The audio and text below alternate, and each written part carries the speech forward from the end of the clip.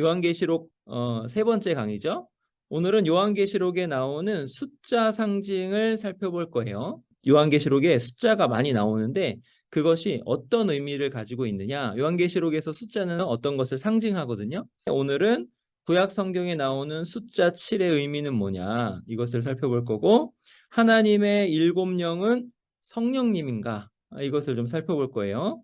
그리고 일곱 금초대가 뜻하는 것은 무엇인가, 그리고 인침받은 14만 4천 명은 누구인가에 대해서 살펴볼 겁니다. 먼저 구약 성경에 나오는 숫자 7의 의미에 대해서 살펴볼게요. 지금 요한계시록이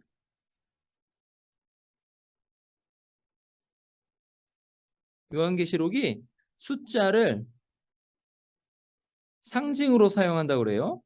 그러면은 그 숫자를 상징으로 사용하는데 어디에서 가져와서 상징으로 사용하는 거냐면 구약에서 가져와서 이 숫자를 상징으로 사용하는 거죠. 그러면 구약에 나오는 숫자 7의 의미를 살펴보면 요한계시록에서 요 7이라는 숫자를 어떻게 사용하고 있는지를 알 수 있다는 거죠. 자, 그러면 구약에 나오는 숫자 7의 의미를 살펴볼게요.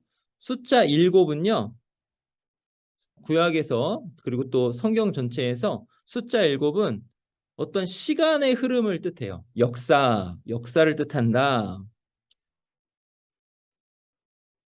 시간 흐름을 뜻해요. 그리고 어떤 절기를 뜻합니다. 그리고 천체의 움직임과 연관된 때의 순환을 상징해요. 다 시간과 관련이 있죠. 그리고 특별히 이 시간과 관련이 있을 때는 천체와 관련돼요. 천체. 시간과 관련있을 때는 천체. 천체는 뭐예요? 뭐 별들 같은 거죠. 해, 달.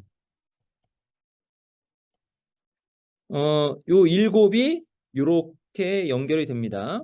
그러면 어떻게 그렇게 되는가를 볼게요. 창조의 7일을 보시면 첫째 날에 뭐가 창조가 되죠? 빛이 있으라 하셔서 빛이 창조가 됩니다.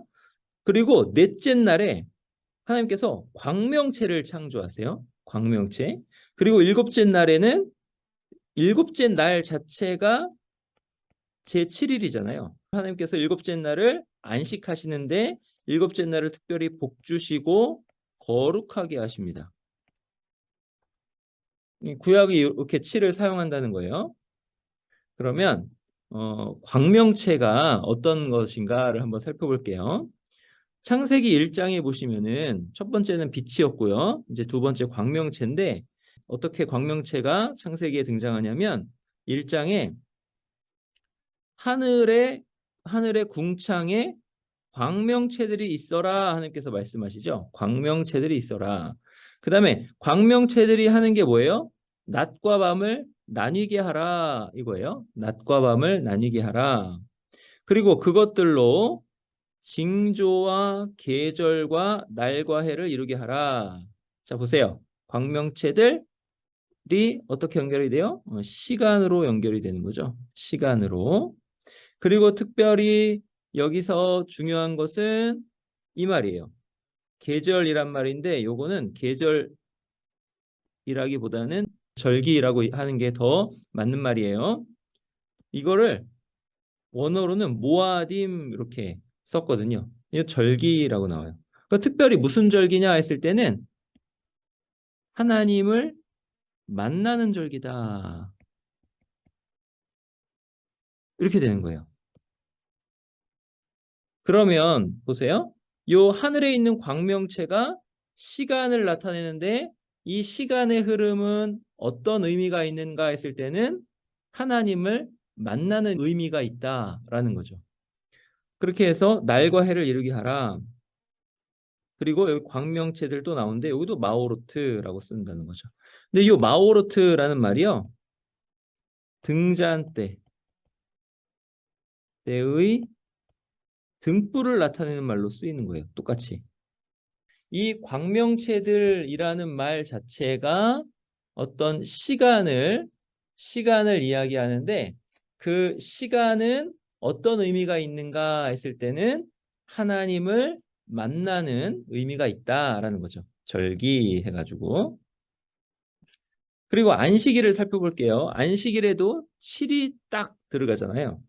창세기 2장에 하나님이 그가 하시던 일을 몇째 날에? 일곱째 날에 마치시니, 일곱째 날 7일 마치시니 그가 하시던 모든 일을 그치고 일곱째 날에 안식하시니라. 자, 하나님께서 안식하셨잖아요. 하나님께서 안식하셨다라는 의미는 어떤 의미인가요? 어떤 의미냐면 하나님께서 행하신 창조, 하나님께서 행하신 이 일이 완성되었다, 완전하다, 이런 뜻이죠. 그러니까 이 7의 의미는 뭐냐면 완성되었다, 완전하다 이런 뜻도 있고 하나님께서 창조를 하셨을 때 어떻게 하셨어요? 충만하게 채우셨잖아요. 먼저는 틀을 창조하시고 그 틀 안에 내용을 넣으시는데 이 내용을 어떻게 넣으셨어요? 충만하게 넣으셨어요. 그죠? 그러니까 이 7에는 충만이라는 의미도 있는 거죠. 자, 안식하셨다라는 의미는 하나님께서 하신 이 창조의 일이 완성되었다. 어떻게 완성되었는가? 완전하게 완성되었다. 그리고 충만하다. 이런 뜻이 있다는 겁니다. 그러면 7을 가지고 우리가 생각하는 것은 뭐냐면 완성과 완전함과 충만을 생각할 수 있다는 거죠. 그리고 특별히 여기서 시간이 여기 딱 들어가 있다. 이 소리예요. 그런데 아주 중요한 말씀이 나옵니다. 무슨 말씀이냐면 하나님이 그 일곱째 날을 어떻게 하셨어요? 복되게 하사, 복되게 하셨어요. 복되게. 그리고 거룩하게 하셨다라고 나와요. 그러면 우리가 이 7일마다 요 7일마다 하나님을 만나는 거요. 앞에서 말씀드린 절기가 그런 뜻이에요. 그럼 하나님을 만나면 우리는 어떻게 되는 거예요? 복을 받는 거죠. 하나님으로부터. 하나님으로부터 충만한 복을 받고 어떻게 돼요 또? 하나님의 거룩하심을 우리가 비춤을 받아서 거룩해지는 거죠. 하나님 닮아가는 거예요. 하나님을 자꾸 만나면 하나님을 닮아가는데 그렇게 닮아가는 것이 어떻게 돼요? 종국에는 완성을 향해서, 완전을 향해서, 충만을 향해서 간다. 이렇게 되는 거예요. 그러니까 이 7이 그런 의미가 있는 거예요. 7. 안식일에서 나오는 7이죠. 그리고 하나님께서 창조의 일을 며칠 동안 하셨어요? 창조의 일을 며칠 동안? 7일 동안 하셨죠? 그러니까 이 7이라는 숫자가 이런 의미가 있구나. 잘 이제 이해하시고 계시록에서 그런 뜻으로 쓰고 있구나. 이렇게 깨달으시면 돼요. 그리고 레위기에 계속 레위기에 일곱이 나옵니다. 근데 일곱이 나오는데 어떤 의미로 나오냐면 하나님을 만나는 절기로의 일곱이 나오는 거예요. 절기가 모아딤이라고 했어요. 여기 이제 히브리어인데 절기로 일곱이 나온다 그래요. 엿새 동안은 일할 것이요. 보세요. 일곱째 날은 쉴 안식일이다. 이렇게 쉴 안식일이다. 근데 여기서 뭐래요? 성회의 날이다. 이게 아주 중요합니다. 성회의 날. 성회 뭐예요? 거룩한 모임의 날이다. 거룩하다 앞에 안식일 말씀드렸죠? 우리가 교회로서 모여서 하나님을 만나는 날이 거룩한 모임의 날인 거예요. 안식일은 거룩한 모임의 날이다. 보세요. 여기도 여호와의 안식일이다 말씀하죠. 그리고 여기 또 7이 나와요. 며칠 동안? 1회 동안, 7일 동안, 1회 동안. 그리고 또 일곱째 날에도 모여라. 이건 이제 유월절을 말씀하는 건데요. 유월절은 7일 동안 지키고 일곱째 날에 또 성회, 거룩한 모임으로 모이는 거죠. 그러니까 노동하지 말라라는 거는 하나님을 만난다라는 의미 안에서 노동하지 말라라는 거예요. 자, 그리고 또 77절이 나와요. 77절은 7이 또 계속 들어가요.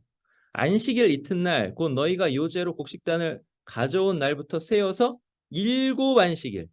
자, 안식일은 단위가 어떻게 돼요? 7일 단위죠. 그리고 7안식일이니까 7 곱하기 7이잖아요. 그죠? 7안식일의 수요를 채우고 7안식일 이튿날까지 합하여 50일 더하기 1 하니까 50일 이렇게 되는 거죠. 거기 그때 새 소재를 여호와께 드리되 보세요. 오순절, 칠칠절, 오순절, 칠칠절 이렇게 되는데 여기에도 뭐가 들어가요? 7이 들어가는 거예요. 요때도 하나님을 만나는 절기, 드리되니까 하나님을 예배하는 절기 이렇게 되는 거죠. 자, 그리고 속죄일. 속죄일은 몇 번째 달이냐면 7째 달이에요. 그러니까 7째 달에 하나님을 만나는 날이 많아요. 7째 달에 절기가 많아요. 속죄일이 그 중에서 아주 별표가 5개 중요한 절기예요. 속죄일. 그래서 여기도 보세요. 성회. 자, 거룩한 모임이다. 하나님 만나는 날이다. 이렇게 되죠. 여호와께 화제를 드리고 예배를 하면서 나아가는 거죠. 그래서 지금 레위기에서 7이 계속 뭘로 나오는 거예요? 하나님을 만나는 절기로 나오는 거죠. 또 보세요. 7째 달에 또 절기가 있어요. 초막절이 있죠. 초막절. 15째 날은 초막절이다. 여기도 며칠 동안? 1회 동안, 7일 동안. 그래서 매년 초막절마다 7일 동안 여호와께 이 절기를 지켜라 라고 하는 거예요. 그리고 몇째 달에 지키래요? 7째 달에 지켜라. 그러니까 7, 7째 달에 대속죄일도 있고 속죄일도 있고 초막절도 있고 이래 동안 초막에 거주하라. 이때 초막에 거주하면서 뭐 할까요? 하나님의 은혜를 생각하는데 특별히 무슨 은혜를 생각하냐면 구원의 은혜를 생각하는 거예요. 어디로부터의 구원? 애굽으로부터의 구원. 애굽으로부터의 구원을 생각하는 날이 초막절인 거죠. 그러면 애굽으로부터의 구원은 뭘 뜻해요? 애굽으로부터의 구원은 우리의 구원을 뜻하는 거죠.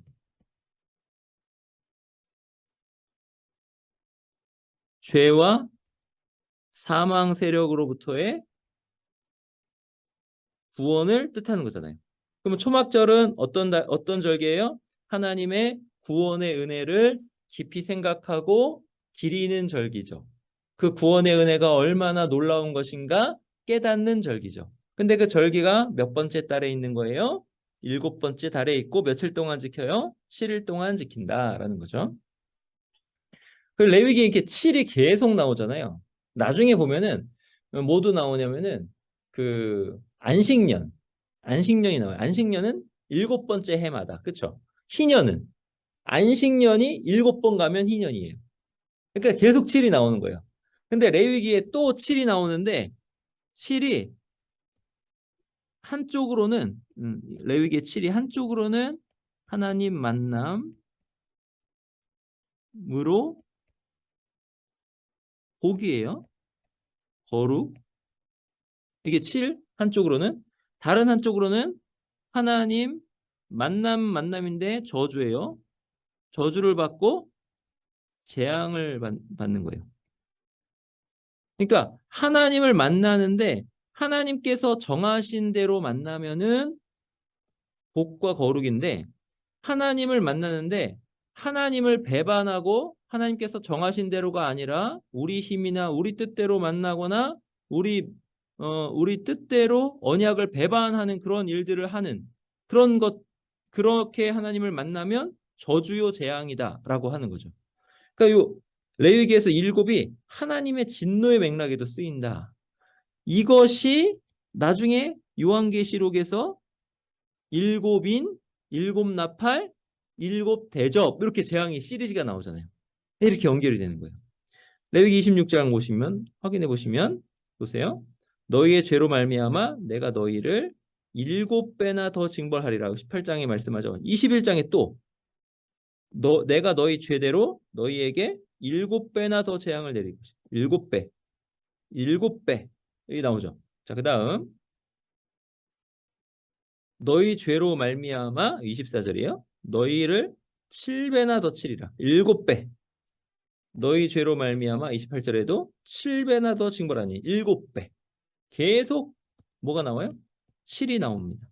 그럼 7이 계속 어떻게 나왔냐면 앞에서는 광명체가 또 연결이 돼 있고 그 다음에 안식일이 연결이 돼 있고 그렇죠? 어떤 7이라는 시간, 주기 연결돼 있고 하나님을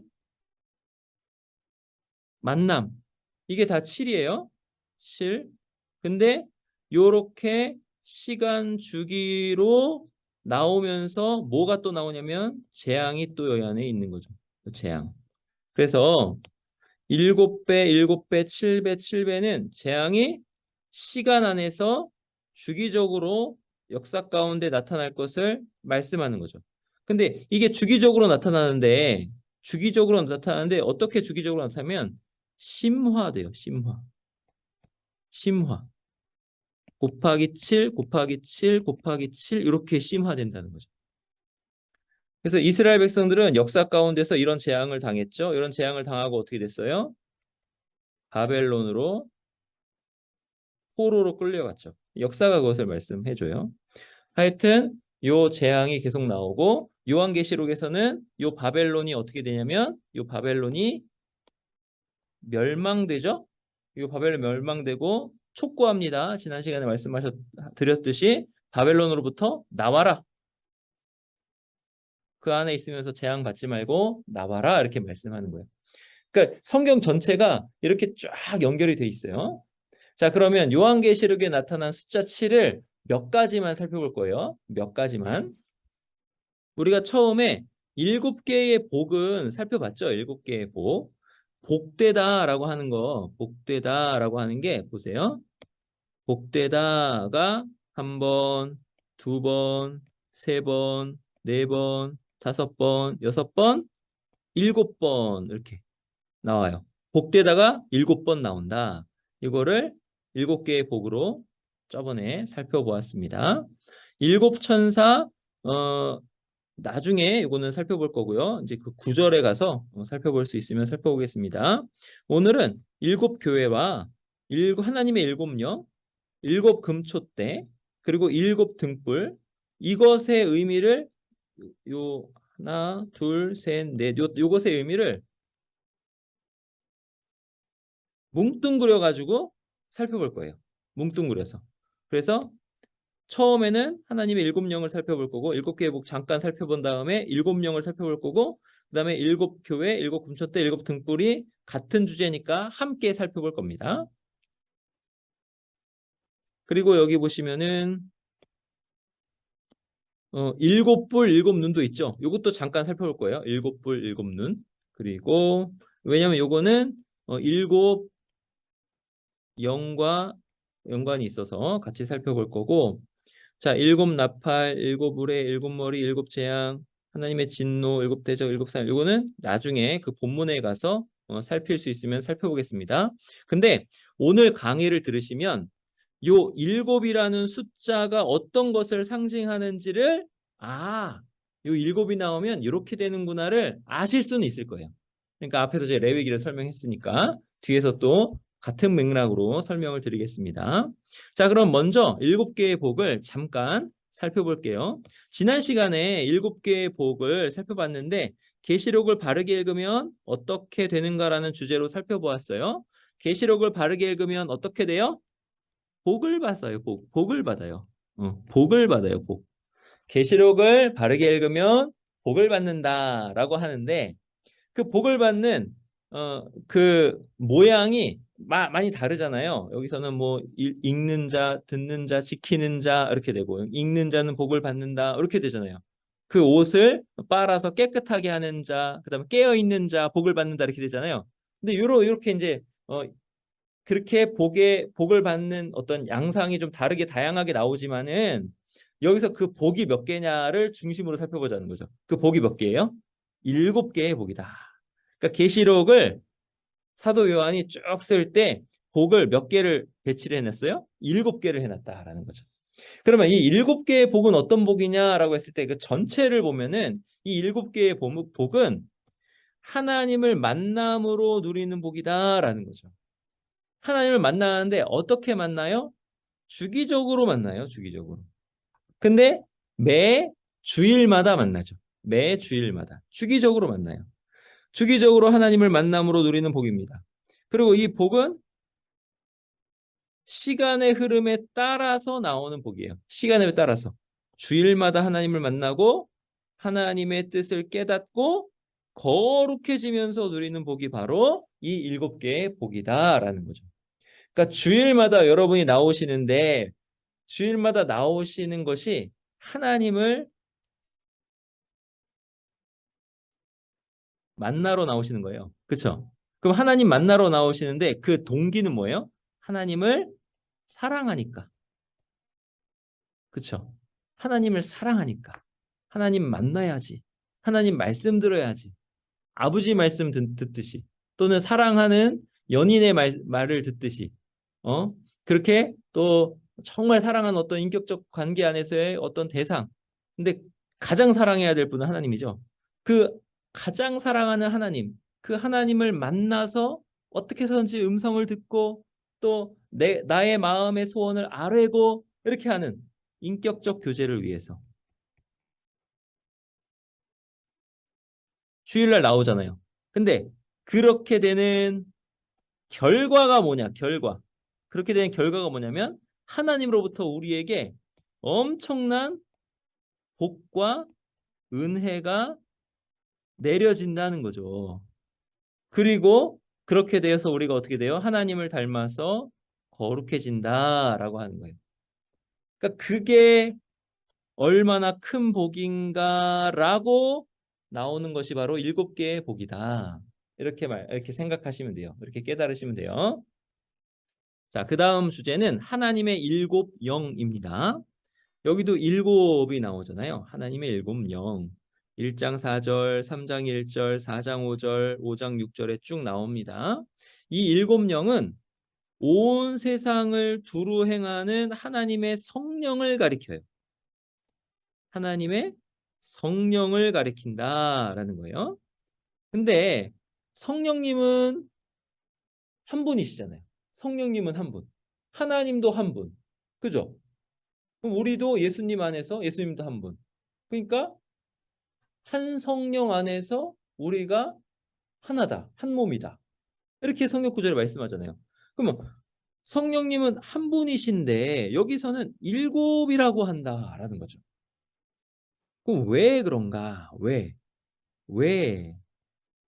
왜 여기서는 7이라고 표현했는가? 이사야 11장과 연결이 됩니다. 요한계시록에서 한 분 성령님을 7으로 표현한 것은 어떤 것을 상징하기 위함인데 무엇을 상징하기 위함이냐? 이사야 11장과 연결된다는 거죠. 이사야 11장 보시면 이새의 줄기에서 한 싹이 나며 이새의 줄기에서 난 싹 누구예요? 한 가지 누구예요? 예수 그리스도신 거죠. 그의 위에 예수 그리스도 위에 여호와의 영 누구세요? 성령님이시죠. 여호와의 영이 임하시는데 여호와의 영이 어떤 분이시냐? 지혜의 영이시고 총명의 영이시다. 모략의 영이시고 재능의 영이시다. 지식의 영이시고 여호와를 경외하는 영이시다. 이게 성령님의 다양한 특성 또 능력 이렇게 나오는 거죠. 근데 70인역에서는 이게 특성이 7가지로 나온다라는 거죠. 그럼 이 70인역을 사도 요한이 보고 가져와서 7영이라고 썼다라고 하는 거죠. 그러니까 성령님의 충만하신 특성, 성령님의 지혜의 특성, 어떤 것을 깨달으시는 총명의 특성, 그다음에 모략, 재능, 지식, 여호와를 경외하는 그 특성들을 성령님을 표현하는데 7으로 표현했다라는 거죠. 그리고 하나님의 7영 했을 때 여기서 그리스도께서 하나님의 7영을 갖고 계신다라고 하는 것이 이사야 11장에 나오는 것을 요한이 가져와서 사용하고 있다라는 거죠. 3장 1절에 보시면 하나님의 일곱 영과 일곱 뼈를 가지신 이가 예수 그리스도, 가지신 이가 이렇게 되니까 하나님의 일곱 영을 가지고 계신다. 그래서 여기 일곱은요, 문자적으로 어떤 숫자를 가리키는 것이 아니라 어떤 것을 상징한다는 거죠. 성령님의 충만하신 특성을 상징한다. 이 숫자를 가지고 이것을 생각하게 하는 거죠. 그리고 하나님의 일곱 영은 일곱 등불과도 연관이 돼요. 일곱 등불. 스가랴 4장에 보시면 여기 보세요. 스가랴 4장에 그가 내게 묻되 내가 무엇을 보느냐? 내가 대답하되 내가 보니 순금 등잔대가 있는데, 순금 등잔대를 보는 거예요. 근데 순금 등잔대가 등잔이 몇 개 있어요? 일곱 등잔이 있다. 일곱이 있어요. 그 다음에 일곱 관도 있고, 계속 일곱이 등장하죠. 일곱 등잔이 있다. 일곱 관이 있다. 근데 이 일곱 등잔과 일곱 관이 뒤에 6절에 보니까 어떻게 연결이 되냐면 이는 힘으로 되지 아니하며 능력으로 되지 아니하고 오직 그러나 되는 게 있는데 나의 영으로 되느니라. 하나님의 영. 하나님의 영으로 된다. 뭐가 된다는 거예요? 성전 건축. 이게 나중에는 이제 교회라고 그랬죠? 여기 성령님이 등장하죠? 성령님이 등장하는데 성령님이 어떤 존재라고 하냐 했을 때는 순금 등잔대에 있는 일곱 등잔의 등불이다. 성령님께서. 이렇게 나온다는 거죠. 그래서 스가랴 4장의 일곱 등잔은 하나님의 영을 가리킵니다.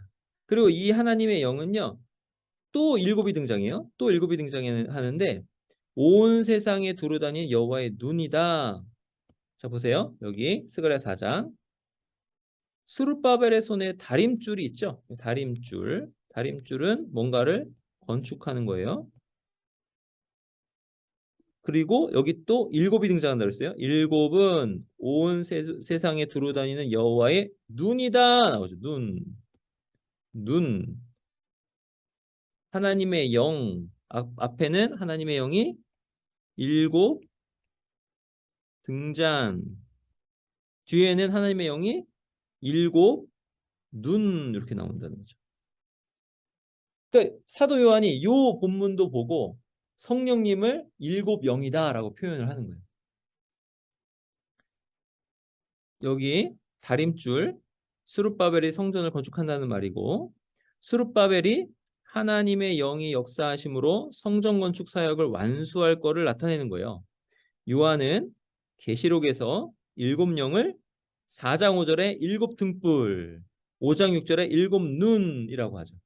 이것이 다 어느 말씀을 이렇게 생각나게 하고 인유해서 가져온 거냐면 스가랴 말씀을 생각하게 하는 거죠. 이해하세요? 자, 그리고 여기 보시면 하나님의 일곱 영은요. 하나님의 일곱 영은 또 누구와 연관이 되어 있냐면 어린 양과 연관이 되어 있어요. 한 어린 양이 서 있는데 어린 양. 일찍이 죽임을 당한 것 같더라. 여기서 어린 양이 당하신 고난, 십자가의 고난과 죽음을 말씀하는 거예요. 다시 살아나신 어린 양이죠. 근데 그에게 무엇이 있냐? 일곱 뿔이 있고 일곱 눈이 있다. 그리고 이 눈들을 가리켜서 온 땅에 보내심을 받은 하나님의 일곱 영이더라. 하나님의 일곱 영 이렇게 되죠. 어린 양이 가지신 일곱 영인데 일곱 영은 일곱 눈이다 이렇게 되는 거죠. 자, 여기 스가랴서에 보세요. 여호와의 눈, 하나님의 영 이렇게 나오죠. 4장 6절에 하나님의 영, 또 10절에 여호와의 눈. 요한계시록에도 일곱 영 나오고 일곱 눈 나오는 거죠. 근데 누구의? 어린 양의 일곱 눈, 일곱 영 이렇게 돼요. 여호와께서 요한계시록에서 여호와의 눈은 여호와의 눈은 어린 양의 눈인 거예요. 그러니까 하나님의 눈이 어린 양의 눈이에요. 그 어린 양의 일곱 뿔, 그다음에 일곱 눈은 뭐냐면 이 어린 양이 뿔이라고 하면 어떤 권세를 상징해요. 눈이라고 하면 어떻게 해요? 보는 거잖아요. 보는 것은 뭐랑 연결돼요? 아는 것. 하나님의 전지하심을 가리키거든요. 그러니까 일곱 뿔과 일곱 눈은 온 세상에서 일어나는 일을 볼 수 있고 또한 자신이 원하는 대로 모든 일을 행하실 수 있는 신적 능력. 모든 일을 행하신다. 이 뿔. 그다음에 보실 수 있다. 다 아신다. 눈 이렇게 되죠. 그러면 이 일을 누가 하시는 거냐면 성령께서 온 세상에 온 땅에 쫙 이렇게 들어가셔서 하시는 거죠. 자, 어린 양과 일곱 영을 또 보겠습니다. 요한은 요한계시록 1장 4절에서 일곱 영으로 독자들이 은혜 받기를 기도합니다. 요한계시록 1장 4절 일곱 영으로 은혜와 평강이 너희에게 있기를 원하노라 이렇게 기도하는 거예요. 뒤에 이제 이건 좀 줄였어요. 일곱 영으로 은혜와 평이 너희에게 있기를 원하노라 했는데 이것이 어떤 맥락으로 또 이렇게 되냐면 성전이 재건될 때 성령의 능력이 이스라엘 백성을 은총, 은혜, 은총 같은 말이에요. 은총이 그에게 있을지어다 이렇게 외치게 만들 것이라 이렇게 예언했단 말이죠. 스가랴 4장 7절에서 보세요. 큰 산아 내가 무엇이냐 내가 스룹바벨 앞에서 평지가 되리라. 그가 머릿돌을 내놓을 때에 머릿돌 건축 맥락이에요. 성전 건축 내놓을 때에 무리가 외치기를 뭐라 그래요? 은총이 그에게 있을지어다. 은총이 그에게 있을지어다. 이것을 사도 요한이 그대로 가져와서 일곱 영으로 은혜와 평강이 너에게 있을지어다라고 말씀한다는 거죠. 그러니까 이 일곱 영 성령님 우리에게 은혜를 주시는 분이시다라고 하는데 특별히 성전 건축 맥락에서 은혜를 주신다라는 거예요. 그러니까 성전 건축 맥락에서 은혜를 주신다라는 건 뭐예요? 우리가 예수 그리스도 안에서 예수 그리스도를 머릿돌로 해서 서로 연결해서 건물이 되어 가면서 성전이 되어 가는 거잖아요. 지어져 가는 거잖아요. 그 일을 누가 행하신다 했을 때는 충만하신 성령님. 어떤 충만하신 성령님이냐 했을 때 아까 이사야 11장 지혜와 총명의 영, 모략과 재능의 영, 지식과 여호와를 경외하는 영으로 우리 가운데 충만하게 역사하셔서 우리가 교회로 거룩한 성 새 예루살렘으로 나오게 하시는 그 일을 일곱 영이 하신다라는 거죠. 자, 그리고 하나님의 보좌에 있는 일곱 영을 한번 살펴보겠습니다. 보좌로부터 번개와 음성과 우레소리가 나고 번개와 음성과 우레소리는 지난번에 살펴봤죠.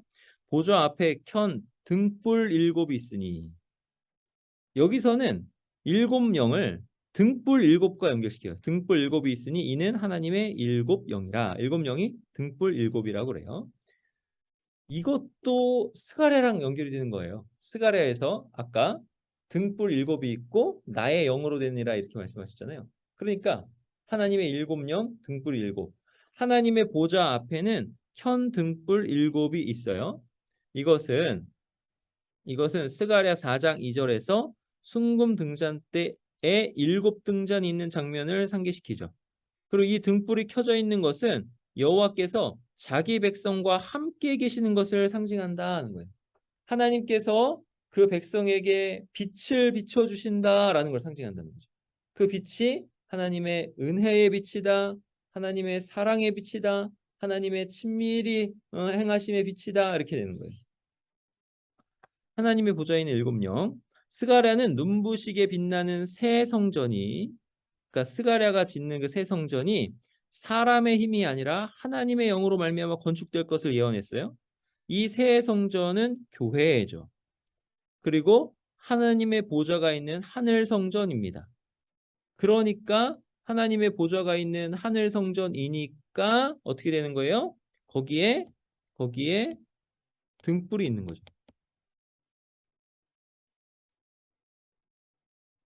잠깐만요. 네.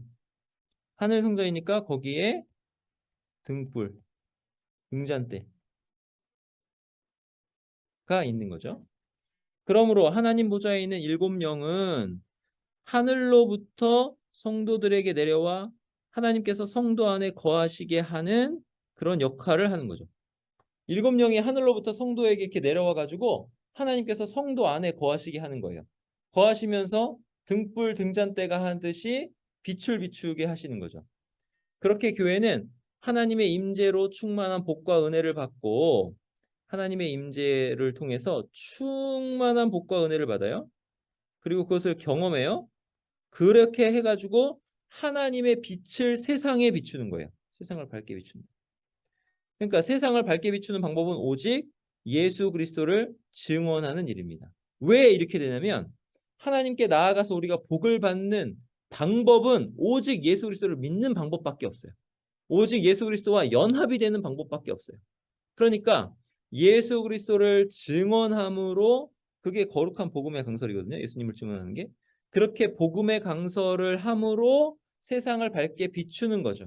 근데 우리가 먼저 예수님 믿고 예수님 안에서 하나님으로부터 충만한 복과 은혜를 받아야 하는 겁니다. 그리고 경험하는 거죠. 이게 바로 일곱 영이 뜻하는 거예요. 자, 일곱 금초대. 이제 이 일곱 금초대를 한번 살펴볼게요. 지금 우리는 요한계시록에 있는 숫자 일곱을 살펴보고 있는데 앞에서는 일곱 개의 복을 살펴보았고 두 번째는 일곱 영을 보았습니다. 이제 세 번째는 일곱 금초대를 살펴볼 예정이에요. 일곱 금초대. 자, 일곱 금초대 보겠습니다.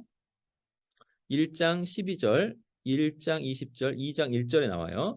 자, 일곱 금초대는 무엇을 뜻하냐 했을 때는 일곱 교회를 뜻한다라고 그래요. 1장 20절에 보면은 일곱 촛대는 일곱 교회를 뜻한다라고 하거든요.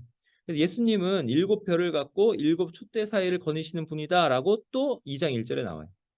이 말은 뭐냐면 예수님께서 주권을 가지고 교회를 인도하시고 지속적으로 교회에 임재하신다는 것을 상징하는 거예요. 그러니까 이 일곱 교회가 일곱 금촛대인데 예수님께서 그 촛대 사이를 거니신다라고 하시는 것이 예수님께서 그 교회를 인도하시고 그 교회에 오셔서 그 교회에 임재하신다라는 걸 상징한다는 거죠. 근데 이 일곱 등잔대가요. 이 일곱 등잔대가 앞에서도 제가 설명했듯이 우주의 광명체들을 뜻합니다. 그러니까 이게 성경이 얼마나 이렇게 참 깊고 오묘하고 앞뒤가 잘 맞게 쓰여 있는지 대단합니다. 왜냐하면 앞에서 일곱 등잔대가 우주의 광명체 이렇게 얘기했는데 여기서 뭐라고 하냐면 일곱 별이 또 일곱 교회의 사자가 또 교회를 대표한다. 일곱 이렇게 요한이 말씀하는 거잖아요. 그죠? 이게 성경이 다 이렇게 그 안에서 잘 서로서로의 뜻을 드러내고 나타내고 있어요. 일곱 등잔대가 우주의 광명체임을 한번 살펴보겠습니다. 일곱 등잔을 가진 금촛대는 금촛대에 일곱 등잔이 있는 거예요. 그 금촛대는 성막의 성소 안에 놓여 있는 거예요. 그리고 저녁부터 아침까지 불을 밝혔어요. 그러니까 환하게 빛나는 밤하늘에 빛나는 별과 같은 그런 상징으로 거기 있는 거예요. 이 일곱 개의 등잔은 하늘에 있는 일곱 개의 광명체들을 뜻한다 그래요. 이게 왜 그러냐면 여기 있는 등잔과 창세기 1장의 광명체가 같은 단어다 그래요. 그리고 이 단어는 오경에서 오직 성막의 등잔대의 그 불빛을 가리키는 데만 사용되었다는 거예요. 10번이나. 그러니까 요 다른 데서는 다 등잔을 가리키는 말로 썼고 창세기 1장에서만 광명체라고 하늘의 별을 우주의 광명체를 뜻하는 말로 썼다는 거예요. 확인해 보시면 아까 제가 마오르트라고 했잖아요. 그게 이제 마오르트가 이렇게 써요. 메오르트 이렇게 되는데 이렇게 읽어요. 메오르트. 근데 요게 이 마오르거든요. 이게 마오르에서 나오는 말이에요. 로트 하면 복수다. 광명체들 이렇게 되는 거예요.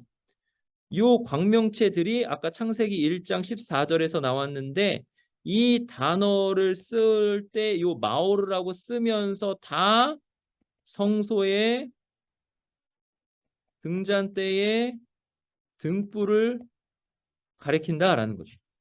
그러니까 일곱 등잔대는 뭘 가리키는가? 우주의 광명체를 가리킨다라는 거예요. 자, 이렇게 볼 때 우주는 뭐냐? 우주는 하나님께서 거하시는 거대한 성전이라는 거죠. 그러니까 하나님께서 사람이 만든 어떤 건물에 거하시는 게 아니라 솔로몬도 이렇게 하나님께 기도했잖아요. 사람이 만든 어떤 건물에 거하시는 것이 아니라 온 우주에 충만하게 거하시는데 하나님께서 근데 그것을 상징해서 작게 나타낸 것이 성막이고 성전인 거예요. 그러니까 성막과 성전은 우주를 상징으로 가져와서 하나님의 성전이라 이렇게 해서 나타낸 거죠. 근데 본래 하나님께서 거하시는 곳은 어디예요? 온 우주에 거하신다. 이렇게 되는 거죠. 그래서 이 땅에 지은 성막은 그것을 땅에 재현해 놓은 거예요. 계시록에는 하늘의 별로 상징되는 천사들이 등잔대로 상징되는 일곱 교회를 또 하나씩 대표한다 그러죠. 앞에서 제가 설명했죠. 그러므로 이 일곱 등잔은 무엇과 동일시 되는 거야? 별과 동일시 되는 거죠. 우주의 광명체와 동일시 되는 겁니다. 그러니까 마오르트, 마오르, 이렇게 메오르트, 마오르 이게 이제 같이 동일시 된다라는 거예요. 자, 등잔대는 거기서 또 보시면 등잔대가 어디에 있냐면 성소의 남쪽에 있거든요. 이 성소가 이렇게 돼 있다고 하면 여기가 이제 지성소, 여기가 성소 이렇게 돼요. 그리고 이게 방향이 어떻게 되냐면 여기가 동쪽이고 여기가 서쪽이에요. 음, 여기 남쪽이고 북쪽이에요. 이렇게 되고 이제 이걸 좀 확대할게요. 이렇게 되고 여기에 이렇게 돼서 등잔대가 있고요. 여기에 떡상 있고 여기에 분향단이 있어요. 진설병이 북쪽에 있고 남쪽에 등잔대가 있다는 거죠. 그리고 이 동쪽에 분향단이 있고 이렇게 구조가 이렇게 되어 있거든요. 그럼 등잔대가 어느 쪽에 있어요? 남쪽에 있다라는 거죠. 그러면 이 남쪽이라는 위치는 이스라엘이 북반구에 있거든요. 그러면 광명체들이 어디에서 비춰요? 남쪽에서 움직이면서 비추잖아요. 그러니까 이 일곱 등잔은 일곱 개의 주요 광명체들과 연결이 되면서 동시에 시간과도 연결이 된다라고 말씀하는 거예요. 그러니까 해가 한 번 뜨고 지면은 시간이 하루 간 거잖아요. 광명체가 남쪽으로 한 번 뜨고 지면은 하루 가고 두 번 뜨고 지면은 이틀이 가고 이게 일곱 번이 되면은 7일이 된 거잖아요. 그렇게 하면서 창세기 1장 14절에 계절과 날과 해를 이루게 한다. 여기서 이 계절이 뭐라고 했어요? 절기라고 그랬죠. 하나님 만나는 날. 해와 달과 별들이 주관하는 시간의 전체적인 순환은 일곱 부분으로 나뉘고 일주일의 일곱 번째 날은 안식일이고 한 해의 일곱 번째 달은 속죄의 달, 대속죄일이다라는 거죠. 그러니까 이렇게 7을 주기로 광명체가 돌면서 하나님을 만나는 그 날을 계속 이렇게 오게 하는 거예요. 이게 그런 뜻이에요. 일곱 등잔대. 그리고 이 일곱 등잔대는 하나님의 복과 은혜가 내려지는 것을 뜻하는 거예요. 자, 일곱 번째 해는 그리고 또 일곱 번째 해는 희년이다. 그러니까 일곱 번째 해는 안식년이다. 빛과 노의 신분으로부터 해방을 의미하는 안식년이고 일곱 해 주기의 일곱 번째는 그러니까 77에 49년 더하기 해서 1년 하면 희년이다. 50년째. 희년. 그러니까 이게 계속 7을 주기로 가는 거예요. 그리고 등잔 때는 이런 일곱을 상징하면서 하늘의 광명체들이 주관하는 시간의 순환 구조를 나타내는 거죠. 일곱이 어떤 의미냐? 계속 지금 설명하는 거예요. 포이스레스라는 구약학자가 이야기한 겁니다.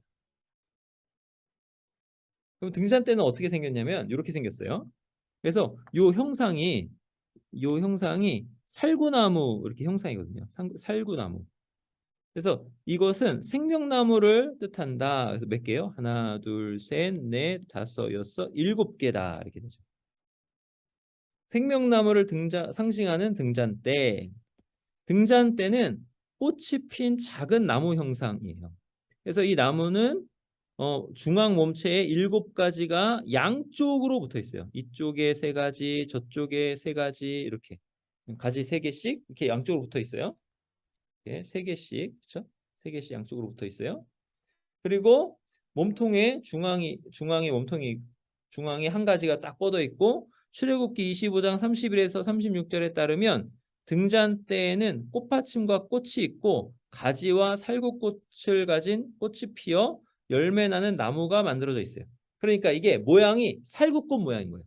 꽃받침과 꽃이 있고 그래서 꽃이 피어 열매를 맺는 나무처럼 만들어져 있다는 거죠. 그러니까 등잔대가 뭐처럼 등잔대 형상이 어떤 형상이에요? 나무 형상이에요. 나무 형상인데 특별히 어떤 나무 형상이에요? 살구나무 형상이에요. 이게 생명나무를 상징한다. 솔로몬 성전 안에는 10개의 금 등잔대가 놓여 있었어요. 좌우로 5씩 둘이 있어요. 그래서 정금 등잔대가 쫙 좌우로 쫙 이렇게 있으니까 10개죠. 5씩이니까. 그리고 금꽃과 등잔 이렇게 되죠. 꽃과 등잔. 이 10개의 등잔대는 에덴 동산의 나무들을 상징하는데 나중에 성전에서 물이 흘러나온다는 에스겔의 예언. 에덴에서 물이 흘러나온다는 것을 그대로 가져와서 에스겔은 성전에서 물이 흘러나온다. 그리고 요한계시록에서 생명수 강이 나온다. 그리고 양편에 생명나무가 있다 그러죠. 양편에. 여기 보세요. 양편에 좌우에 정금 등잔대가 있다. 그리고 요한계시록에는 양편에 생명나무가 있다. 그러니까 등잔대는 뭘 상징하는 거예요? 생명나무를 상징하는 거죠. 그러니까 보세요. 여기 일곱이라는 숫자를 좀 정리를 해보면 일곱은 시간과 연결되어 있고요. 또 하나님을 만나는 것과 연결이 돼 있어요. 연결이 돼 있어요. 그리고 이 일곱은 등잔대에서 빛을 상징하죠. 그리고 성령님을 또 상징하고요.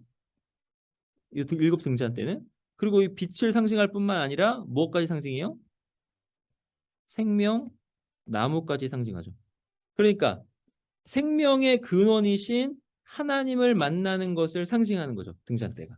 생명의 근원이신 하나님을 만나는 것.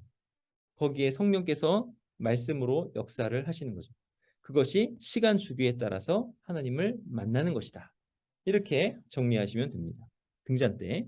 그러면 이 일곱 등잔대, 이 일곱 금초대가 교회다, 일곱 교회다라는 것의 의미는 뭐냐라는 거예요. 교회와 세상, 빛과 어둠 사이의 대조를 보시면은 빛은 하나님의 임재를 뜻해요. 그리고 하나님의 임재로 인해서 받는 복을 뜻합니다. 반면에 어둠은 하나님의 부재, 하나님께서 하나님과 떨어짐을 뜻해요. 그리고 심판을 뜻해요. 그리고 인간의 죄와 무지를 뜻합니다. 그래서 보시면 촛대는 어두운 밤에 빛을 제공하죠. 그리고 이 어둠은 뭐냐면 출애굽 당시 애굽에 그리고 요한계시록에 흑암 재앙, 어둠 재앙이 내려졌다는 거죠. 그러니까 이건 뭐냐면 애굽은 짐승과 짐승의 나라거든요. 이거 죄와 사망이 권세를 잡고 휘두르는 그런 나라. 애굽 그 짐승의 나라. 이 짐승과 짐승의 나라에 대한 하나님의 심판이 뭐예요? 바로 흑암이죠. 어둠이죠. 근데 반면에 교회를 의미하는 새 예루살렘에는 밤이 있어요, 없어요? 밤이 없습니다. 밤이 없어요. 왜요? 주 하나님께서 비추실 것이기 때문에. 등잔대가 쫙 비추는 것처럼. 그러니까 해와 달이 쓸데없다라고 하는 그 말씀도 해와 달이 의미하는 바가 등잔대가 의미하는 바랑 비슷하죠? 근데 그게 쓸데없다. 왜요? 하나님이 이제 거기 계시면서 빛으로 임하시니까. 이제는 어떤 상징이 다 간 거예요. 상징이 다 가고 이 실체가 거기 임하셔서 빛으로 생명으로 빛을 비추시고 계시는 거예요. 그러니까 이런 의미가 있습니다. 그래서 촛대가 교회다라는 의미가 이런 거예요. 두 번째로 촛대가 교회라는 의미는 하나님의 백성은 성령의 능력으로 신실하게 살면서 예수 그리스도를 증언해야 한다라는 것을 의미합니다. 이러한 삶과 증언은 세상을 하나님의 임재와 진리의 빛으로 비춘다라는 거예요. 마태복음 5장 16절에서는 예수님께서 신자를 세상의 빛이라 그러셨어요. 빛을 사람에게 비추라 하셨어요. 그러니까 촛대, 이 등자는 교회다라는 거죠. 어떤 교회? 빛을 비추는 교회. 하나님 백성은 어떻게 빛을 비추냐? 하나님의 말씀과 예수님을 증거하면서 예수님의 증거를 말함으로써 빛을 밝히고 빛을 비추는 거예요. 그렇게 해서 생명을 주시는 하나님의 임재를 세상에 드러내면서 빛을 비춘다라는 거죠. 뭐가요? 교회가. 그리고 에베소 교회가 회개하지 않으면 그 촛대를 옮겨버리겠다고 계시록 2장 5절에 나오거든요. 이 경고는요. 에베소 교회가 뭘 못했냐 했을 때 예수 그리스도를 증언하는 것을 못했다라는 거죠. 그러니까 그 정체성을 잃어버렸으니 그 정체성을 잃어버린 그 결과 빛을 비추지 못하니까 촛대가 옮겨지는 거예요. 그러니까 이제 이게 뭐가 선이고 뭐가 후인지 잘 생각해 보세요. 그러니까 선과 후가 빛을 비추는 것이 있어야 되잖아요. 등잔대가 있으면. 근데 등잔대가 있으면 빛을 비추어야 돼요. 예수님을 증언해야 돼요. 근데 빛을 비추는 게 없어요. 예수님을 증언하는 그 정체성이 없어졌어요. 그럼 당연히 촛대가 등잔대가 옮겨지는 거죠. 그러니까 교회는 뭘 해야 되냐면 교회는 예수 그리스도를 증언하는 것을 부지런히 해야 되는 거예요. 그러니까 교회가 세상을 비출 때에는 무엇으로 세상을 비추는가 했을 때 교회가 무슨 돈이 많아서 세상에 돈으로 뭘 비추겠습니까? 교회가 무슨 권력이 있어서 권력으로 세상에 뭘 비추겠습니까? 교회가 무슨 연예인들 뭐 이렇게 해가지고 뭐 선하고 아름다워서 무슨 세상을 비추겠습니까? 이거는 다 다른 사람들이 다 해요. 돈으로 구제하고 권력으로 무슨 복지제도 같은 거 만들고 아름다움으로 연예인들 나와서 사람들 기쁘게 하고 이거 다 다른 데서 다 한단 말이죠. 그럼 교회는 뭘로 빛을 비춰요? 오직 예수 그리스도를 증언함으로 세상을 비추는 거죠. 그러면서 생명을 나타내는 겁니다. 생명을 전하는 거죠. 그게 이제 촛대 교회의 의미입니다. 자, 이제 두 번째 요한계시록에 나타난 숫자 12를 좀 살펴보겠습니다. 여기서는요. 14만 4천만 살펴볼 예정입니다. 14만 4천. 인침을 받은 14만 4천. 7장에도 나오고요. 14장에도 나옵니다. 여기 요 12은 나중에 이 구절들에서 잠깐 설명할 수 있으면 설명하겠습니다. 14만 4천이 제일 궁금한 주제이기도 하고 또 여러 가지로 이단 사설들이 또 이야기하는 주제이기도 하기 때문에 14만 4천을 살펴보겠습니다. 14만 4천의 의미는 뭐냐면 이제 앞에 이제 7을 이야기한 것은 다 지나갔어요. 그리고 이제는 12를 이야기하는데 12 중에서도 12이 아주 현저하게 들어가 있는 숫자가 14만 4천이에요. 그럼 이 14만 4천의 의미에 대해서 살펴봅니다. 세대주의가 14만 4천을 어떻게 해석하냐면요. 이 세대주의는 어떤 성경 해석에서 어떤 세대주의 조류의 해석이다 이런 게 있어요. 신학적으로 그런 게 있어요. 요 말만 알아두시면 돼요.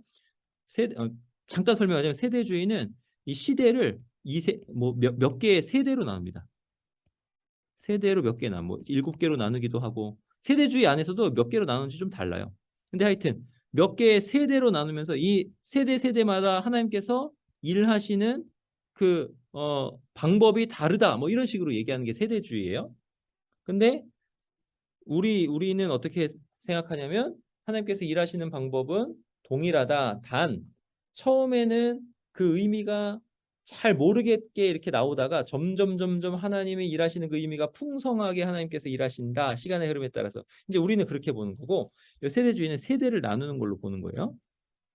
그럼 세대주의 해석은 뭐냐면 14만 4천은 12 곱하기 12 곱하기 1000인데 많은 세대주의자 해석자들은 14만 4천을 미래 환란 기간에 구원을 받아 큰 무리를 복음으로 이끄는 역할을 하는 어떤 집단을 생각한다는 거예요.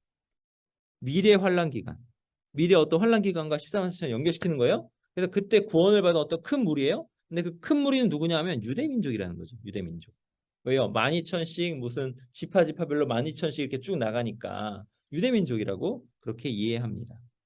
근데 이 해석은 어떤 해석이냐면 아직 일어나지 않은 미래 사건과 연결시키는 해석이잖아요. 세대마다 이렇게 해서 지금 세대는 안 왔지만 14만 4천은 어떤 미래 세대의 어떤 일이다라고 해석하는 거죠. 근데 이것보다 더 나은 해석은 뭐냐면 14만 4천이 누구다? 구속받은 하나님 백성 전체를 가리킨다라는 해석이에요. 14만 4천은 여러분 이제 잘 정리하세요. 14만 4천은 유대인 무리가 아니라 구속받은 하나님의 백성 전체를 가리킨다 이렇게 해석하시면 돼요. 어떤 특정 집단이 아니에요. 이걸 가지고 특정 집단이라고 얘기하는 거는 이단인 거예요. 근데 하여튼 근데 요거 세대주의 자체가 또 유대 민족을 가리킨다고 해서 요것이 세대주의가 다 이단이냐 그런 건 아니에요. 근데 이게 유대 민족을 가리키는 게 아니라 자기들을 가리킨다. 24만 4천이. 그렇게 하면 또 이단인 거예요. 근데 나은 해석은 뭐냐면 24만 4천이 구속받은 하나님 전 백성 전체를 가리킨다. 이게 맞는 거예요. 요한계시록의 수가 상징적 의미로 사용된다는 것이 14만 4천이 하나님 백성을 가리킨다는 해석의 근거라는 거죠.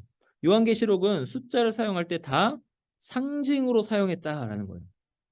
그러면 요한계시록에서 또 그 성경 전체에서 이 열둘은요, 열둘은 하나님 백성을 뜻해요. 열둘은 구약의 12지파, 신약의 12사도. 열둘은 하나님 백성을 뜻하는 거예요. 그리고 하나님 백성을 뜻하는데 이 14만 4천은 뭐냐 했을 때는 12 곱하기 12가 144잖아요. 거기에 1000을 곱한 거죠. 이 1000은 뭐냐면 많은 수, 충만한 수를 상징하는 거죠. 그러니까 이 14만 4천이라는 거는 충만한 수를 상징하는 수인데 특별히 12를 여기에 씀으로써 하나님 백성을 상징한다 이렇게 쓴 거예요. 사도 요한이. 근데 하나님 백성인데 하나님 백성의 충만한 수를 상징한다라는 거죠. 그리고 계시록 7장에 이제 14만 4천이 나오는데 이것은 구약에서 7장에 보면은 이제 무슨 지파 12,000 무슨 지파 12,000 이렇게 쭉 나오거든요. 레위 지파까지 해서 쭉 나오는데 구약의 민수기 1장부터 2장의 인구 조사를 생각나게 하는 거죠. 민수기에는 이스라엘의 군사력을 파악하기 위해서 각 지파를 숫자를 셌어요. 계수를 했어요. 민수기 1장 2절에 보시면 1장과 2장에 보시면. 근데 이 구약의 민수기로 해석한다면 14만 4천 명은 충성된 증인이신 예수님을 따르는 군사라는 거죠. 군사. 충성된 증인이에요. 이들이. 예수 그리스도가 충성된 증인이신데 그 예수 그리스도를 충성되게 따르는 군사들인 거죠. 민수기의 의미로 하면. 그 군사들은 어떤 전쟁을 하냐? 영적 전쟁을 하는 거예요. 영적 원수와 맞서 싸우는 영적 전쟁을 하는 하나님의 군대를 상징한다. 누가? 14만 4천 명. 이렇게 됩니다. 그럼 이 14만 4천 명의 환상이 등장하는 맥락을 보시면 조금 더 이 14만 4천 명 우리가 어떤 존재인지를 아시는데 이 14만 4천 명의 환상은요. 여섯째 인을 떼는 일이 있은 후에 주어지는 거예요. 자, 여섯째 인을 뗍니다. 여섯째 인을 떼요. 여기 이제 6장에 나오는 건데 14만 4천 환상이 7장에 나오거든요. 여섯째 인을 떼는 일이 있은 후에 주어져요. 여섯째 인의 심판은 아무도 그 앞에 설 수 없는 어린 양의 두려운 진노를 가져와요. 어린 양의 진노가 쏟아지는데 거기에 누가 설 수 있을까 하면서 아무도 설 수 없다라고 이제 나오거든요. 이 두려운 진노 다음에 인치심을 받은 14만 4천 명이 등장해요. 등장하는데 이들이 서 있거든요. 아무도 설 수 없는데 이들은 서 있거든요. 살아계신 하나님의 인으로 인치심을 받은 사람들. 그리고 인치심을 받은 후에 또 심판이 내려져요. 그리고 땅과 바다가 해를 당합니다. 그러니까 어린 양의 진노가 쏟아지고 이 인치심을 받은 자들은 여전히 서 있고 또 이들이 인치심을 받은 후에 또 진노가 떨어지고 그럼 이들은 보호를 받고 하나님 소속 안에 있다라는 거예요. 이건 에스겔 9장을 생각나게 하는 말이에요. 에스겔 9장 보시면 여기 보세요. 이마에 표를 그리라. 누구에게 표를 그리냐면 우는 자예요. 우는 자인데 모든 가증한 일 때문에 탄식해서 우는 자들이에요. 그러니까 신실한 자들. 이 신실하던 자들 이마에 표를 그리라 하죠. 그리고 불쌍히 여기지 말고 긍휼을 베풀지 말고 치라라고 하잖아요. 그래서 성소로부터 시작해서 쫙 치는데 이마에 표를 그린 사람은 보호를 받아요. 베옷을 입은 사람이 하나님의 명령에 따라 신실한 자의 이마에 표를 그려요. 그리고 6명의 집행자가 하나님의 진노를 시행해요. 그때 이마에 표 있는 자는 보호를 받는다. 하나님으로부터 인침을 받으면 보호를 받는 거예요. 그리고 계시록 9장 4절에 보면 이마에 하나님의 인침을 받은 자는 끔찍한 황충 심판으로부터 보호를 받아요. 출애굽 때 이스라엘 백성들이 보호를 받은 것처럼 여기 이 인침을 받은 자는 황충 심판, 이거 출애굽 때 메뚜기 심판 비슷하죠? 황충 심판에서 보호를 받는다라는 거죠. 그러니까 우리들 하나님의 인침받은 백성들은 어떤 재앙에서든지 보호를 받는다 이렇게 되는 거예요. 하나님의 진노로부터 보호를 받는다. 어린 양의 진노를 로부터 보호를 받는다. 9장 4절, 계시록 9장 4절. 오직 이마에 하나님의 인침받지 아니한 사람들만 해야라. 이렇게 되죠. 오직 하나님의 이마에 인침받지 않은 사람, 인침 받지 않으면 해야라 하는 거죠. 자, 그리고 14만 4천 명의 특징이 나옵니다. 이 특징이 나오는데 이 특징은 어떤 사람들이냐면 1장 1절과 22장 6절에 보면 하나님의 계시를 받은 사람들이에요. 14만 4천 명은. 그리고 하나님의 능하신 일에 대해서 하나님을 찬송하는 자들이에요. 그러니까 우리는 계속 말씀을 공부하면서 하나님의 말씀을 듣잖아요. 그리고 예배 때 하나님을 찬송하잖아요. 그리고 새 창조에서 영원히 하나님을 경배하는 하나님의 종들이다 하는 거죠. 그러니까 우리는 하나님을 경배하고 예배하는 자들이에요. 그리고 우리는 누구냐면 짐승의 표를 받지 않고 이마에 어린 양의 이름과 어린 양의 아버지의 이름이 기록된 자들이다. 우리의 이마에 어린 양의 이름과 어린 양의 아버지의 이름이 기록되어 있는 거예요. 이거 다 이게 상징입니다. 상징. 뭘 상징하는 거예요? 우리의 믿음을 상징하는 거죠.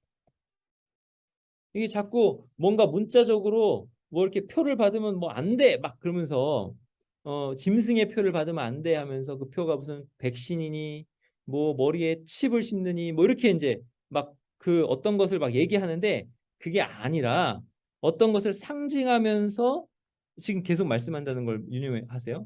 짐승의 표도 어떻게 그렇게 보면 상징이에요, 상징. 어떤 문자적으로 뭐가 아니란 말이죠. 마찬가지로 이마에 어린 양의 이름과 어린 양의 아버지의 이름이 기록되었다. 이것도 상징인 거죠. 이게 어떻게 기록되어 있어요? 이 기록된 것을 성경이 어떻게 말씀해요? 이 기록된 것을 안디옥에서 사람들이 예수님 믿는 사람들, 교회, 예수님 믿는 사람들을 뭐라고 불러요? 그리스도인이라고 부르잖아요. 왜요? 그들과 생활 양식이 다르니까.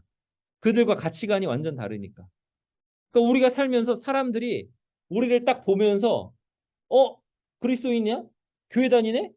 아는 거예요. 어떻게 알아요? 우리 이마에 글자가 써져 있어 알아요? 아니에요. 우리가 다르게 사니까 아는 거예요. 이마에 글자가 써져 있는 것과 같다는 거죠. 여기 딱 예수 써 있는 거예요. 여기 딱 하나님 써 있는 거예요. 그렇게 상징으로 이해하시기 바랍니다. 그리고 14만 4천 명은 또 어떤 사람들이냐면 제사장들이에요. 제사장들.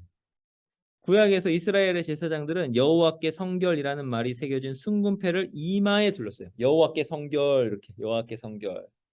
그리고 예수님으로 구속받은 모든 자들은 하나님의 이름으로 인침을 받았어요. 이마에 또 예수님 하나님 여기 딱 있잖아요. 그러니까 그런 의미에서는 우리 누구예요? 제사장들이라는 거죠.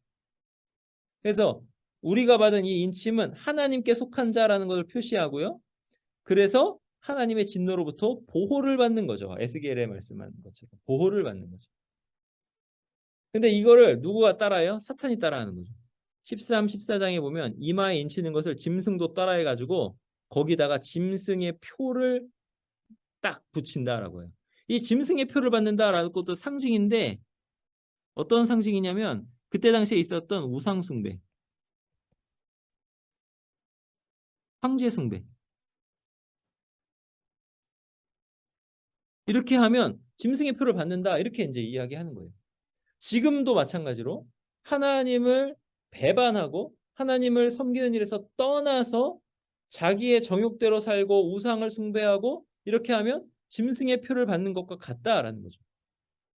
이렇게 되면 짐승의 표를 받으면 어떻게 살아요? 짐승처럼 산다는, 짐승처럼 산다. 아까 여기 예수가 써 있으면 예수님을 증언하는 삶을 살고 여기 짐승이 써 있으면 짐승을 증언하는 삶을 사는 거죠. 이런 뜻이에요.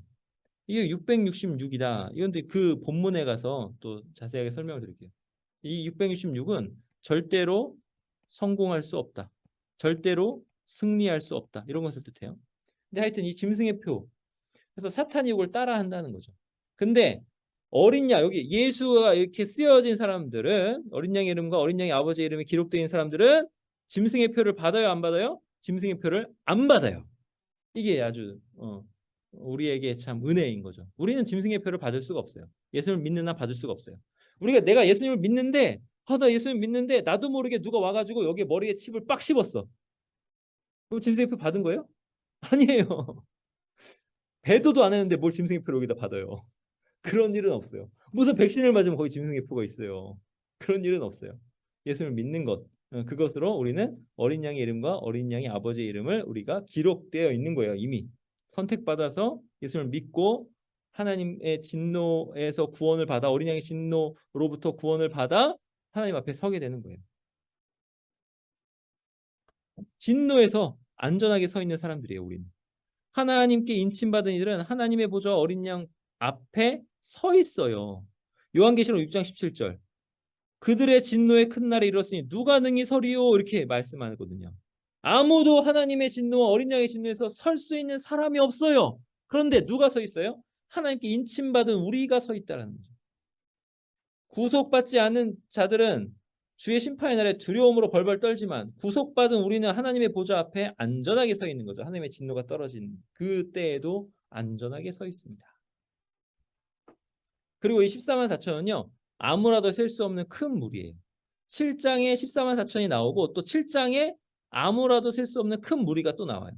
이들은 각 나라와 족속과 백성과 방언에서 나오는 큰 무리로 나오는 거죠. 그래서 14만 4천이 이 14만 4천이 앞에 보면 이스라엘 민족 지파 12,000명씩 이렇게 나오고 뒤에 보니까 이스라엘 민족이 아니네 이렇게 나오고 수많은 민족의 사람들이네. 어떻게 알아요? 각 나라, 족속, 백성, 방언에서 아무도 셀 수 없는 큰 무리가 흰옷을 입고 손에 종려가지를 들고 이렇게 되잖아요.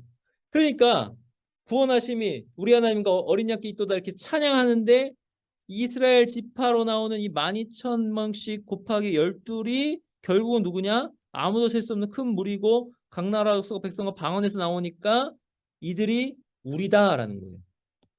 아브라함의 자손을 하늘의 별과 같이 바다의 모래같이 번성하게 하시다 말씀하셨는데 그 약속이 성취되었는데 아무도 셀 수 없는 큰 무리로 성취되어 있는 거죠. 하나님의 약속을 생각나게 하는 이 14만 4천은 아무도 셀 수 없는 큰 무리다. 그리고 이들이 손에 종려가지를 들고 있잖아요. 종려가지는 승리를 상징하죠. 하나님의 군대. 우리가 하나님의 군대 민수기에서 그 군대는 승리합니다. 종려가지는 승리했다라는 걸 상징해요. 승리한 자들 앞에 종려가지를 들고 와가지고 이렇게 그 승리를 높이거든요. 예수님께서 예루살렘 성에 들어오실 때 종려가지. 그리고 이들의 입은 흰옷은 순교자들에게 주는 흰옷이에요. 이기는 자들에게 약속된 흰옷이에요. 그러니까 이겼어요. 근데 이겼는데 이기는 방법이 뭐예요? 이기는 방법이 순교하는 것도 이기는 방법이죠. 예수 그리스도의 이름을 배반하지 않고 끝까지 사는 것. 끝까지 살다가 예수님 때문에 혹시 죽을 일이 있으면 죽는 것. 이게 이기는 거예요. 이기는 것. 역설이죠. 역설.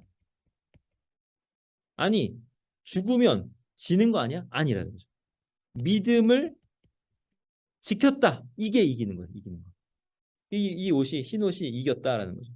그리고 이들은 어린 양의 피에 그 옷을 씻어 희게 하였다. 어린 양의 피에 승리의 방법이 나와 있는 거죠. 어떤 방법이에요? 피다 해가지고 예수 그리스도의 십자가를 따르는 것. 예수 그리스도를 믿고 혹시 고난이 오면 그 고난을 돌파해서 지나가는 것. 믿음을 그대로 고수하면서. 이게 승리예요. 그리고 이 승리는 어떤 승리냐면 출애굽에서의 승리예요. 출애굽에서 초막절을 지키잖아요. 이 초막절은 뭐냐면 출애굽에서 하나님께서 우리를 구원하셨다라는 걸 기리는 절기죠. 그리고 이 초막절은 미래의 구속을 예견하는 절기예요. 스가랴 14장에 보시면 이방 나라들 중에 남은 자가 있어요. 이 남은 자는 구원받은 자인데 남은 자가 해마다 올라와 가지고 초막절을 지킨다라고 해요. 초막절을 지킨다. 그러니까 미래의 구속을 예견하는 거예요. 14만 4천이 아까 각 나라와 족속과 백성과 방언에서 나오는 아무도 셀 수 없는 큰 무리다. 그러니까 이방에서 오는 무리다 이렇게 되는 거죠. 그리고 이들이 노래한 내용은 구원하심이 보좌에 앉으신 우리 하나님과 어린 양에게 있도다. 이게 이들이 노래하는 내용이죠. 출애굽에서 이스라엘이 구원을 노래하는 그 장면이 연출되는 거죠. 그러니까 어떤 구원이에요? 죄로부터의 구원인 거죠. 그럼 14만 4천의 의미를 정리하면 14만 4천은 이스라엘 자손과 만국에서 나오는 큰 무리라고 하는데 이 14만 4천과 이 큰 무리, 아무도 셀 수 없는 큰 무리는 같다라는 거죠. 구속받은 하나님의 백성 전체를 가리키는 거예요. 14만 4천은 유대인이고 이들은 이방인이고 그게 아니에요. 이들은 유대인이라서 이들을 구원하는 그런 사람들이다. 그게 아니라 14만 4천과 이들은 동일하고 구속받은 하나님의 백성 전체를 가리킨다. 이게 14만 4천의 의미라는 거죠. 그리고 그 의미는 첫째, 하나님께서 자기에게 속한 모든 자를 보호하시고 보존하신다는 뜻이고 이 숫자가 나온다라는 거는 숫자가 나온다라는 걸 잘 생각하세요. 하나님께서 우리의 모두 머리털까지 다 세셨다. 이건 뭘 뜻해요? 우리를 완전하게 보호하신다. 이걸 뜻하잖아요. 새들이 하나님의 허락하심이 없이는 떨어지지 않는다라고 하는 숫자가 그런 의미예요. 숫자. 그러면 14만 4천이란 왜 숫자를 썼는가?